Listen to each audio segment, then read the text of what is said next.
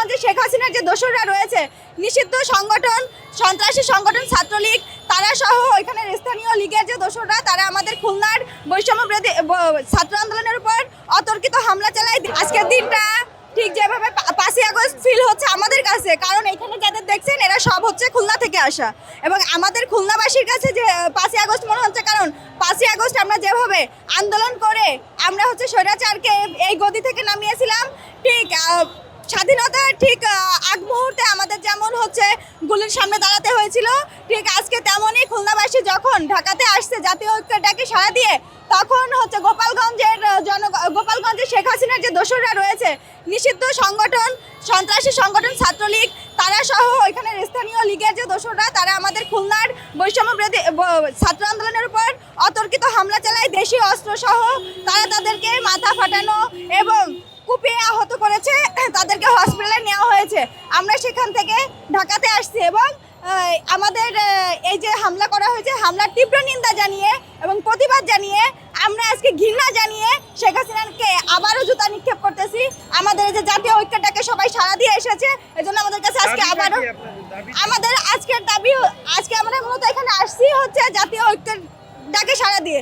এখন মূলত আমাদের খুলনাবাসীর কাছে যেটা দাবি, সেটা হচ্ছে খুলনাবাসীর দাবি হচ্ছে এই যে খুলনাবাসীর উপরে বৈষম্য বিরোধী ছাত্র আন্দোলনের উপরে যে অতর্কিত হামলা হলো, এই হামলার সাথে যারা জড়িত ছিল তাদেরকে দ্রুত আইনের আওতায় এনে বিচার করতে হবে, এবং গোপালগঞ্জ জেলায় যারা লীগের সাথে জড়িত, শুধু ছাত্রলীগ না, যারা লীগের সাথে জড়িত তাদের প্রত্যেককে আইনের আওতায় এনে বিচার কার্যকর করতে হবে। এটাই আমাদের একমাত্র দাবি। শেখ হাসিনার বিচার তো আমরা প্রথম থেকে চেয়ে আসতেছি। শেখ হাসিনার বিচার তো চাই যে শেখ হাসিনাকে দ্রুত বাংলাদেশে ফিরিয়ে এনে তাকে ফাঁসির কাঠগড়ায় দাঁড় করানো হোক।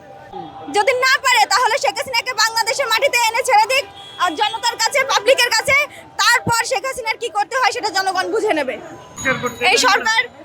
এই সরকার অবশ্যই শেখ হাসিনাকে ফিরিয়ে এনে বিচার কার্যকর করতে চায়, কিন্তু যেহেতু এখনো পর্যন্ত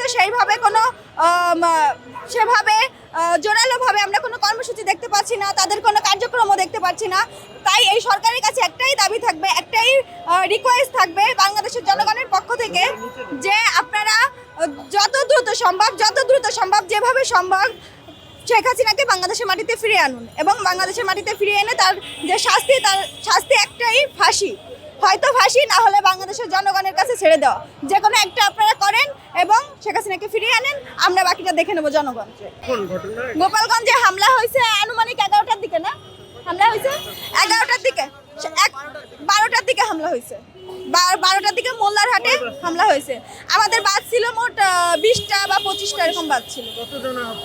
আহত হয়েছে 30 জন। জি, গুরুতর একজন। তারা এখন হসপিটালাইজড আছে, তাদের চিকিৎসা চলমান। এখনো আমরা আসলে ওইভাবে কিছু বলতে পারছি না।